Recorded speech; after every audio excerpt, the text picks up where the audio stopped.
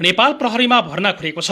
प्रहरी प्रधान कार्यालयले शुक्रबार सूचना जारी गर्दै झण्डै 1600 प्रहरी नयाँ भर्ना गर्न दरखास्त आह्वान गरेको हो।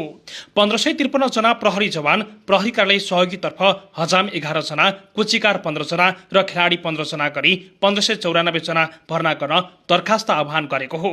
प्रहरी जवानका लागि न्यूनतम शैक्षिक योग्यता मान्यता प्राप्त शिक्षण संस्थाबाट कम्तीमा 8 कक्षा पास गरेको हुनुपर्ने सूचनामा उल्लेख छ।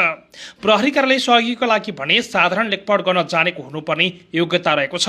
इच्छुक र योग्यता पुगेका नेपाली नागरिकले असोज 19 गतेदेखि कार्तिक 28 गतेसम्म तोकिएको केन्द्रमा स्वयं उपस्थित भई दरखास्त फारम बुझाउन सक्नेछन्। जवान, हजाम र कुचिकारको लागि 7वटै प्रदेशका प्रदेश प्रहरी कार्यालय, सबै जिल्ला प्रहरी कार्यालय र काठमाडौँ उपत्यकाका 3वटै जिल्लाका प्रहरी परिसरमा दरखास्त फारम बुझाउन सकिनेछ।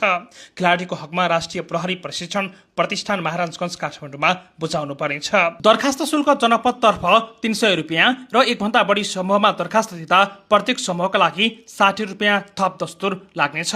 खेलाडीको हकमा दस्तुर बापत 200 रुपियाँ र समूहतर्फ गर्दा प्रत्येक समूहका लागि थप 40 रुपियाँ शुल्क लाग्नेछ।